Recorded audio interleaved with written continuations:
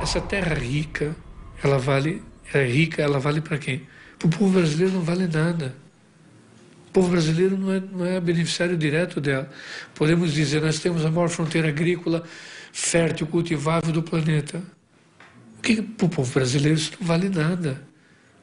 Nós temos a biodiversidade do planeta 20%. Para o povo brasileiro isso não quer dizer nada.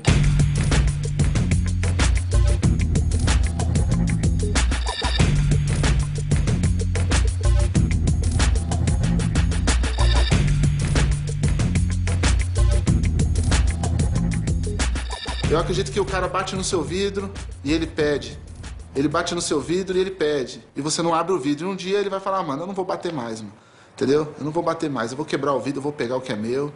E já era. Esse tipo de atitude é o que o sistema está plantando. Limitando a gente cada vez mais de formação, de emprego. E é isso que ele vai colher. Se plantasse livro, colher doutor, né? Tá plantando arma, vai colher homicida.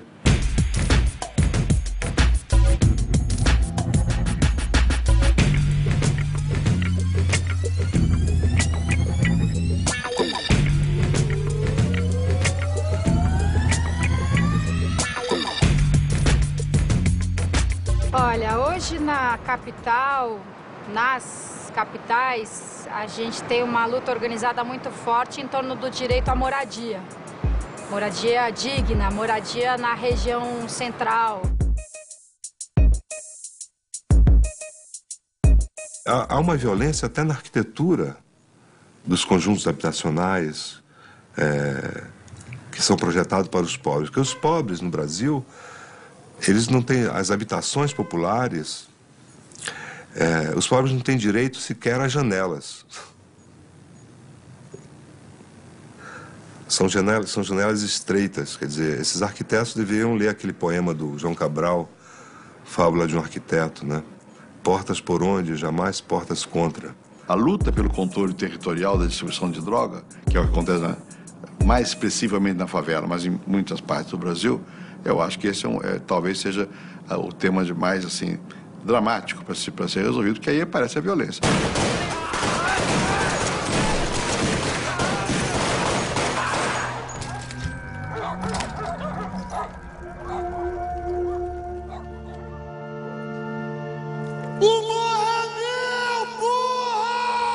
Por que se mata no Brasil? A parte das mortes que ocorrem de homicídios comuns de paixão ou roubo, né, que são, digamos, individualizados. A droga não são atos individuais, é uma coisa reiterativa, repetitiva. Todo dia morre. E todo dia tem gente tentando dominar. Então eu acho que, do ponto de vista de violência, o que mais me chama a atenção é exatamente o crime provocado pelas redes do crime organizado. Tem muito pouca revolta tributária na vida brasileira. E nós temos uma das maiores cargas tributárias do mundo. Nós tivemos, durante a época colonial e mesmo de lá para cá, um Estado incrivelmente voraz em arrancar tributos. Como é que se manifesta a revolta tributária no Brasil? O salve-se quem puder, a informalidade. Eu vou defender o meu. Isso não leva a nada. Isso é um desastre para todo mundo. Por que a sociedade civil não consegue organizar um movimento para realmente colocar os governantes no lugar? Nós não podemos tolerar uma situação em que metade da população economicamente ativa no Brasil não tem uma situação regular de emprego. Devia ser a primeiríssima coisa. Em São Paulo tem mais proprietários de automóvel do que pessoas com carteira de trabalho. Para mim, a luta mais importante para a sociedade brasileira, e não só para a sociedade brasileira, mas para todos aqueles homens e mulheres de bem que estão comprometidos com a liberdade, com a democracia, com valores de respeito à autoridade, é a luta da defesa do meio ambiente. A gente é uma espécie em extinção. Nós estamos promovendo, estamos caminhando a passos largos para a extinção. O homem tentando superar os seus limites, buscando cada vez mais o amparo, se deparou com o limite da própria natureza. Hoje eu acho que não tem mais como negar a relação que existe direta entre os problemas socioambientais e a economia como ela funciona.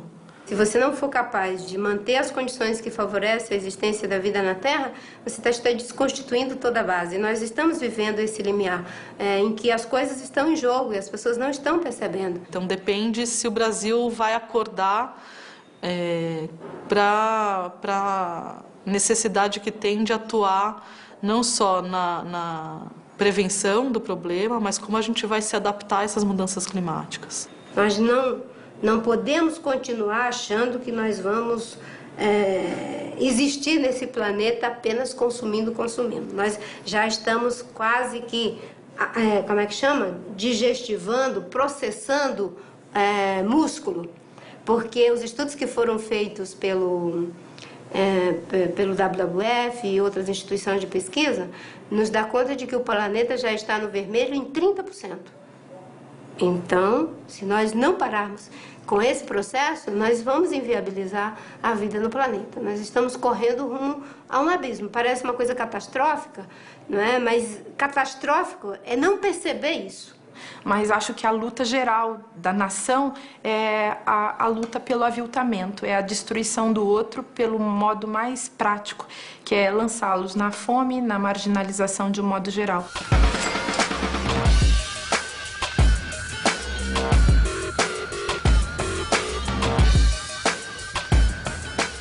É inadmissível a gente estar aqui, né? A gente está aqui no Itaú Cultural, que é um grande parceiro do Afro-Reg, e a 40 minutos daqui, eu tive há 4 semanas atrás, em Diadema, que demorou exatamente 40 minutos a distância, eu estava hospedado no hotel aqui do lado, e eu vi um local que o pessoal do Espaço Cultural Beija-Flor me levou para conhecer, um lugar chamado Sítio Caqui, de uma pobreza haitiana. Então como é que você tem aqui, né, o PIB nacional e um dos maiores PIBs, maior concentração de riqueza do mundo, nessa avenida aqui, e a 40 minutos você tem pessoas bebendo uma água escura, uma água suja, sem direito à luz, com habitação precária. Então, isso tem uma certa passividade. A sociedade brasileira, até hoje, é a sociedade mais desigual do planeta Terra. Quando seremos pó, e olhe lá. Não tem 2100, não. Pro Brasil não tem 2100, não. Se a coisa continuar como está, do jeito que está, nós estaríamos em plena barbárie. Não existe esse país daqui a 50 anos. Esse país não chega a mais 50 anos. Não tem pelo. Hoje a gente é campeão em blindagem. Hoje a gente é campeão em segurança privada. A violência, a guerra vai se agravar e nós teremos, sem dúvida nenhuma, nos próximos 30 anos, desde movimentos separatistas a grandes rebeliões sociais. Meia dúzia de pessoas que se salvaram em ilhas, porque ficaram com todo o dinheiro para si. Enfim, a desigualdade social no Brasil é um escândalo. Como que um playboy com Audi vai cercar 100 mil cara procurando melhora, entendeu? Não tem como, não tem espaço para todo mundo, não tem emprego para todo mundo, não tem dinheiro para todo mundo. E agora vocês vão fazer o que com a gente? Vocês vão fazer o quê? Vai pro exército? Parabéns, o exército vai trabalhar para os bandidos. Essa é a realidade. O exército também é subornável. O cara que está subindo lá com farda do Brasil é o cara que ganha mais mal de todas as polícias desse país. Eu acho que esse modelo não tem como dar certo. Isso já não deu certo. Então, se não houver uma renovação ou uma mudança, vamos dizer, até mesmo estrutural desse sistema, não há mais volta. Eu sou mais otimista do que pessimista. Talvez eu seja inconsciente, né? Sabe por que eu sou um otimista? Eu sou um otimista, eu acho, porque uma vez eu li uma frase do Einstein, que é assim: eu prefiro errar do lado dos otimistas do que acertar do lado dos pessimistas. Acho que até 2100 a humanidade vai evoluir para uma condição superior. Aliás, ela só vai sobreviver até 2100 se ela derrotar o capitalismo. Porque o capitalismo, se continuar mais 50 anos, ele vai levar uma tragédia. Porque não há recursos naturais suficientes para manter esse consumismo capitalista. Então, o futuro da humanidade vai ser o futuro socialista. Você tem que perguntar para os economistas, que eles gostam de fazer esse tipo de previsão. Eu, pelo meu treino e pela minha formação, eu insisto muito em separar 3 perguntas. O que é provável, o que é exequível e o que é desejável. Né? O que será, o que pode ser e o que sonhamos ser. E eu acho que o complicado, quando você caracteriza assim as possibilidades de pensar o futuro, o complicado dessa história é o seguinte: os economistas, e eu sou um deles, estão sempre tentando disciplinar a dimensão do sonho pela dimensão do exequível e do provável. Todo o treinamento e todo o modo de pensar do economista é o seguinte: olha, o sonho precisa estar calcado e disciplinado e domesticado pela objetividade, com os pés no chão. Isso é verdade. Só que tem uma direção, tem uma maneira de pensar na outra direção. O que é provável e o que é exequível dependem da força e da intensidade do nosso desejo, do nosso sonho. Você pode alterar objetivamente o provável e o exequível se você quiser com muita força, se você mobilizar uma vontade muito grande de mudança. E isso também é real. E o futuro é o encontro dessas duas dinâmicas.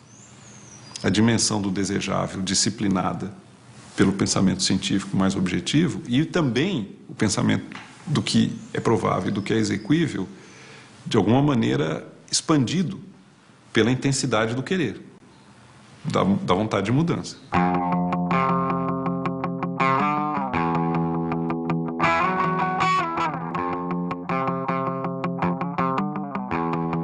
As pessoas que moram aqui, que são brasileiros, já tiveram esse sonho do ser pacífico e talvez aprendam a interpretá-lo de uma maneira menos ideológica e falseada e de uma maneira que consiga aproveitar o que tem enfim, de tolerância nessa ideia, né? Porque eu acho que a palavra para 2100 é tolerância, que eu acho que é o oposto do que a gente vive hoje no Brasil e no mundo. Se você quer mudar alguma coisa, você vai ter que baixar a guarda, sabe assim? Porque tudo é uma luta. É uma luta, é uma disputa. Só que chega uma hora, você tem que baixar a guarda. E baixar a guarda não é você ser covarde. Baixar a guarda é você ter inteligência suficiente de que aquele teu oponente, que pode até continuar sendo teu oponente, você pode trazer para um campo de discussão, mesmo que você não o ganhe completamente. Mas eu acho que tem que ter uma discussão mais civilizada, menos bélica, né? Menos armada, e armada no sentido da palavra, da arma de fogo mesmo, do preconceito, porque muitas vezes a pior arma é o preconceito, é a desconfiança.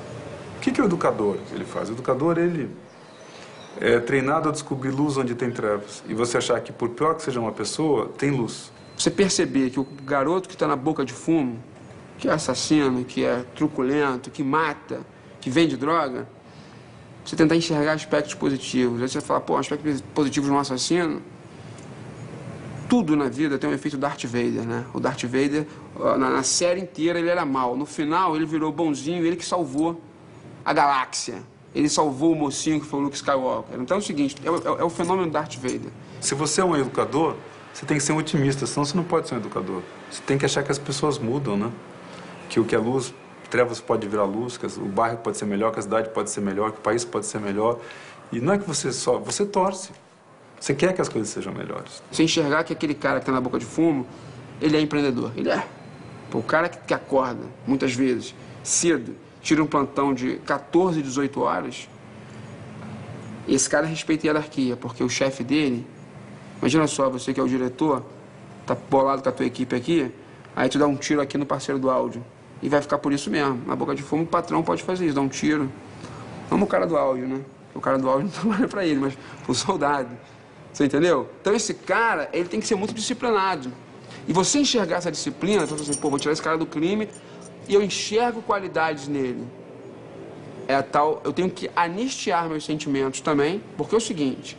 A gente vai ter que negociar para mudar. Não adianta, nos últimos 30 anos matou-se e prendeu-se todo mundo. Não mudou nada, só piorou. Todo mundo, que eu digo, dos bandidos, pé de chinelo da favela. Porque os bandidões mesmo estão soltos, né? E com cada vez mais poder. Então, você enxergar talentos naquilo que as pessoas enxergam só como defeito, isso é muito importante. A palavra tanto cura na terapia como cura nas questões sociais. Acho que a grande revolução que vai acontecer é no processo de educação. A educação não como um meio, mas como um fim, né? A gente só deixa de parar de se educar no último suspiro, né? Então, conceitos como aposentadoria, tem coisa mais atrasada do que o cara se aposentar com 60 anos de idade, o cara na flor da idade, com a sabedoria plena. Quando a gente fala de juventude, a gente tem que também estender juventudes, né? Algumas dessas figuras sábias, a sociedade se julga no direito de dizer, não, agora você está aposentado, tá? Você tira a dignidade dessa pessoa de viver, de trabalhar, de contribuir. A gente está precisando muito dessas pessoas, desses sábios, né, que estão aí meio sendo olhados assim, não, o cara tá velho. Eu acho que pela primeira vez na história do Brasil, grupos muito importantes de empresários perceberam que sem educação não tem um país melhor, sabe? E é sério deles. Não é sério porque eu sou bonzinho, é sério porque eles perceberam que eles próprios estão ameaçados com isso, ou seja pela violência, ou seja por um trabalhador desqualificado. Há 30 anos atrás, ou há 20 anos atrás, era impensável um metalúrgico dizer que ia ser presidente da República e ser presidente da República. Como agora, sabe, era impossível dizer que um negro ia ser presidente dos Estados Unidos e o negro virou presidente dos Estados Unidos. Como há 20 anos atrás, era impensável você imaginar que um índio ia ser presidente da Bolívia. E que um bispo iria quebrar a tradição de 60 anos do Partido Colorado no Paraguai. A grande conquista da humanidade, na minha opinião, o grande avanço civilizatório, se chama a percepção da igualdade entre todos. Coisa que ainda é uma conquista para ser obtida na humanidade. Se desenvolver, muitas vezes, é diminuir, tá? É buscar a essência. Tá? Essa questão, a grande dificuldade do que a gente vai ter que aprender a entender o que é suficiente. Eu acho que quem tem muito nesse país vai ter que aprender a entender o que é suficiente. O que é suficiente para mim? Tá? O que é que me traz uma qualidade de ser uma pessoa que estou satisfeito com o que tenho? E isso não significa que você está se mediocrizando, né? Coloque ambições em outras coisas. Coloque ambições no fazer, não só no ter, no realizar, no transformar. E eu acho que esse é o país que eu desejo, onde você tem as pessoas que estejam dispostas a viver como seres brasileiros, interagindo uns com os outros, respeitando as diferenças e, acima de tudo, provocando uma das agendas que é de fundamental importância, é uma distribuição de renda mais efetiva nesse país. Somos todos iguais, de direitos, obrigações, claro, mas, sobretudo, de essência, ou seja, essencialmente são todos iguais. Não tem como escapar disso. E esse processo civilizatório é um processo que caminha, ele avança. A percepção disso era menor ontem, era menor ainda anteontem, e era menor ainda tempos atrás. Então, eu acredito no caminho evolutivo da humanidade, na percepção da igualdade. Porque não tem futuro com pobreza. Pobreza é uma coisa que... Pobreza que eu digo econômica nesse caso, né? Que ninguém tem o direito de fazer o outro pobre, tá? Então, acho que todo mundo tem que ter direito a essa possibilidade de ter a sua independência financeira. Que isso é conceito de liberdade, acima de tudo. Eu acho que houve uma evolução extraordinária. Veja, em 1978, para contar a história verdadeira, em junho, eu dizia, eu não gosto de política e não gosto de quem faz política. Em junho, eu dizia isso. Em outubro, eu estava num palanque fazendo campanha para Fernando Henrique Cardoso ser candidato ao Senado. Tá? Em 80, eu estava criando um partido político. Em 82, eu estava sendo candidato a governador. Sabe? E em 2002, virei presidente da República. Ou seja, isso num processo de 20 anos. Ou seja, significa que a democracia permite, sabe, que a gente faça greve, que a gente grite, que a gente faça piquete, que a gente apanhe da polícia, que a gente faça um monte de coisa, mas ela permite também que você possa chegar ao poder. E eu acho que esse espaço de tempo da democracia, eu acho que está produzindo uma transformação na nossa sociedade. Eu sou otimista nesse sentido. E essa transformação tem sido também embasada por um crescimento econômico, que é um crescimento, claro, ainda pautado pela dinâmica da globalização, do capitalismo, mas que tem um forte componente do mercado interno. Todo mundo sempre procura ter uma dose de generosidade no pensamento, quer dizer, uma utopia. Eu acho que você não vive sem isso, né? Inclusive com um pouco de imaginação. Você tem que inventar o futuro, né? Uma nação tem que inventar o seu futuro, como cada um de nós tem que inventar o futuro. Você tem que inventar, senão você fica num marasmo, numa pasmaceira. E nós podemos inventar o futuro. Eu acho que o Brasil tem muitas condições para inventar um futuro melhor. Nós somos uma civilização, um povo muito jovem, posso dizer assim. Mas eu acho que está no momento de, talvez, sermos capazes de antecipar algumas coisas. Nós não precisamos repetir os mesmos erros. Nós já sabemos no que vai dar a destruição das florestas, da biodiversidade. Nós já sabemos no que deu a visão equivocada de que o mercado consegue se autorregulamentar, não é? Nós já sabemos tudo isso. Então, nós não temos que ficar copiando essas coisas, repetindo neuroticamente os erros que já aconteceram nos países ricos. Nós temos que transitar para uma nova visão. E eu acho que os países em desenvolvimento têm essa capacidade de trânsito talvez maior do que os países desenvolvidos. Porque nós ainda estamos vivendo aquilo que seria o devir, não é? Eles já estão sendo interrogados pelo seu passado. Nós temos a vantagem de ter sendo interrogados pelo nosso futuro. Mas o futuro, de fato, mesmo no país dessas impossibilidades ilimitadas, como Carpentier pensa para a América Latina, que é o Brasil, mesmo neste país, cuja independência foi feita por um príncipe português, cuja proclamação da República foi feita por um monarquista, Deodoro, a Revolução Anti-Oligárquica de 30 por um dono de fazendas oligarca, a redemocratização da ditadura feita pelo líder do partido da ditadura, que foi Sarney, e a implementação de um Estado liberal foi feito por um operário socialista. É um país onde o que pode acontecer acontece e o que não pode acontecer acontece ainda mais de forma muito difícil de ser definida.